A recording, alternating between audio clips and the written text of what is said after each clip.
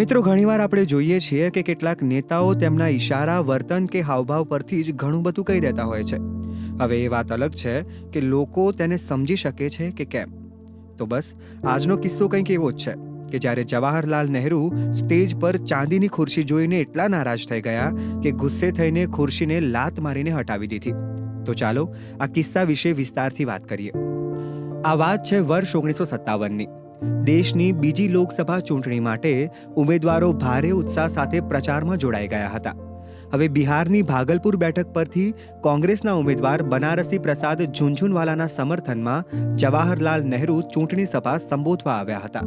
જવાહરલાલ નહેરુ વિમાન મારફતે ભાગલપુરના એ જ મેદાન પર ઉતર્યા જ્યાં હાલ એરપોર્ટ છે. આ મેદાનમાં માટીના ટેકરા પર તેમના માટે સ્ટેજ બનાવવામાં આવ્યું હતું. જવાહરલાલ નહેરુ માટે કુર્સેલા મહારાજના રજવાડામાંથી ખાસ ચાંદીની ખુરશી લાવવામાં આવી હતી. હવે અહીં જોવા જેવી થઈ. જેવા તેઓ મંચ પર પહોંચ્યા તો ચાંદીની ખુરશી જોઈને નારાજ થઈ ગયા. એટલું જ નહીં, તેમણે ગુસ્સે થઈને એ ખુરશીને લાત મારીને સ્ટેજ પરથી હટાવી દીધી. જવાહરલાલ નહેરુએ કહ્યું કે હવે દેશ આઝાદ થઈ ગયો છે. હવે તો જનતાનું રાજ છે.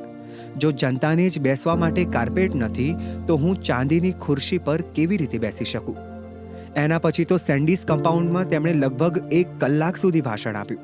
એ ભાષણનો જાદુ એવો ચાલ્યો કે ભાગલપુર સીટ પરથી કોંગ્રેસના ઉમેદવારે ભવ્ય જીત મેળવી. જવાહરલાલ નહેરુએ ચાંદીની ખુરશીને મારેલી એ ઠોકર ઇતિહાસના પાનાઓમાં સચવાઈને રહી ગઈ. ઇતિહાસની અટારીએથી આજે બસ અહીં સુધી. ફરી ડોકિયું કરીશું એક નવા કિસ્સા પર. ત્યાં સુધી આપ જોતા અને વાંચતા રહો ગુજરાતસમાચાર.com.